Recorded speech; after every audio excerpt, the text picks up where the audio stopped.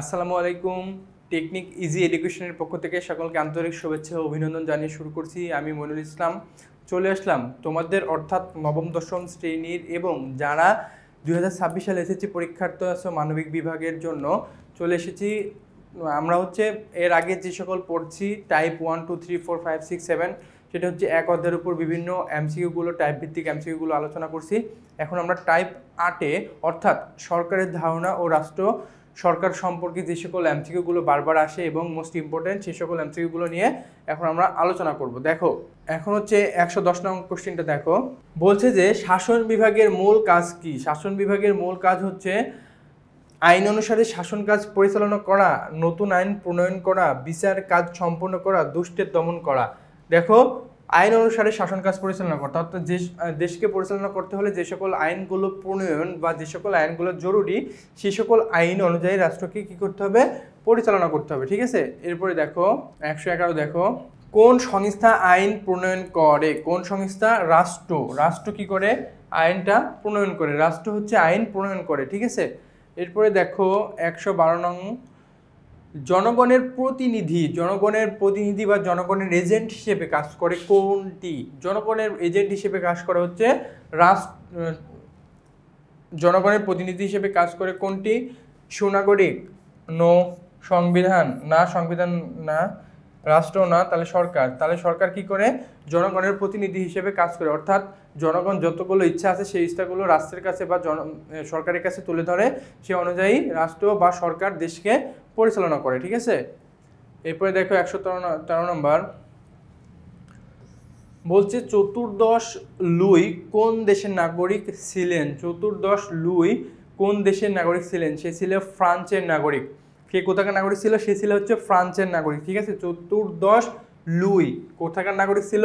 ফ্রান্সের নাগরিক ছিল। ঠিক আছে, এরপরে দেখো 114 নম্বর, কে বলতেন আমি রাষ্ট্র? কে বলতেন আমি রাষ্ট্র? চতুর্দশ লুই কে বলতো যে আমি রাষ্ট্র? এটা মোস্ট একটা important question, most high voltage. দেখো এটা হাই ভোল্টেজ কোশ্চিন। কে বলতেন আমি রাষ্ট্র? বলছে কে? চতুর্দশ লুই। চতুর্দশ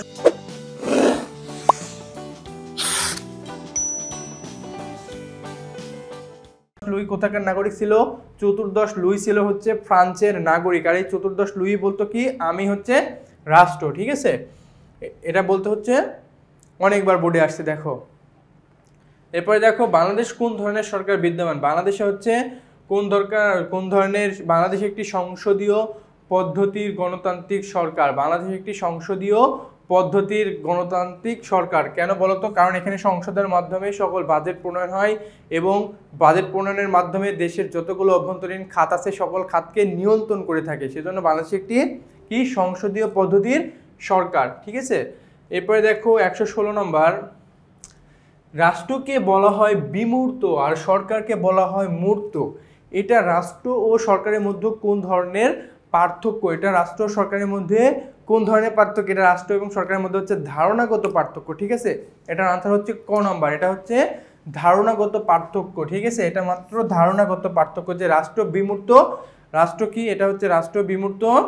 রাষ্ট্র কি বিমূর্ত আর রাষ্ট্রের সরকারকে বলা হয় মূর্ত। এটা ধারণাগত পার্থক্য। ঠিক আছে, এরপর 117 নম্বর দেখো, রাষ্ট্র ও সরকার কোন অর্থে ব্যবহৃত হয়? বলছে রাষ্ট্র ও সরকার কোন অর্থে ব্যবহৃত হয়? ঠিক আছে, সমার্থক শব্দ হিসেবে বা সমার্থক, একে অপরের পরিপূরক। রাষ্ট্র ও সরকার কি একে অপরের পরিপূরক। ঠিক আছে, বা এটা সমর্থক হিসেবে কাজ করে থাকে। এরপরে দেখো 118, জনগণের প্রতিনিধি হিসেবে কাজ করে সরকার, রাষ্ট্র, পরিবার। সরকার, রাষ্ট্র এবং পরিবার না, পরিবার কখনোই কি করে না? রাষ্ট্রের প্রতিনিধি হিসেবে কাজ করে না বা জনগণের প্রতিনিধি হিসেবে কাজ করে না। রাষ্ট্র কি? রাষ্ট্র জনগণের প্রতিনিধি হিসেবে কাজ করে না। এটা দুইটা হচ্ছে না, তাহলে আনসার এক কোথায় আছে? ক। তাহলে কি সরকার কি করে? জনগণের এজেন্ট বা প্রতিনিধি হিসেবে কাজ করে।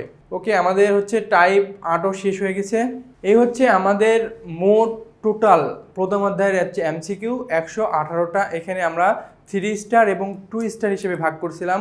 তোমরা মূলত 3 স্টারগুলো বেশি পড়বা, মানে 3 স্টার হাই ভোল্টেজ, বিভিন্ন বোর্ডে আসছে বাংলাদেশের যতগুলো নামকরা স্কুলগুলো আছে সেগুলোতে আসছে। এগুলো পড়লে কী হবে, তুমি এখান থেকে দেখা যাচ্ছে যে 80% কমন পেয়ে যাবা, ঠিক আছে। আর 20% কমন কোথা থেকে পাবা, ওই যে 2 স্টার পড়লে সেখান থেকে 20% কমন পেয়ে যাবা, ঠিক আছে। আমাদের যতগুলো ভিডিও ছিল এই এক অধ্যায়ের মধ্যেই আমরা শেষ করছি। ওকে, ঠিক আছে, সে পর্যন্ত ভালো থাকো, সুস্থ থাকো। আমরা নতুন কোনো ভিডিও নিয়ে আবার তোমাদের সঙ্গে হাজির হয়ে যাব। আল্লাহ হাফেজ।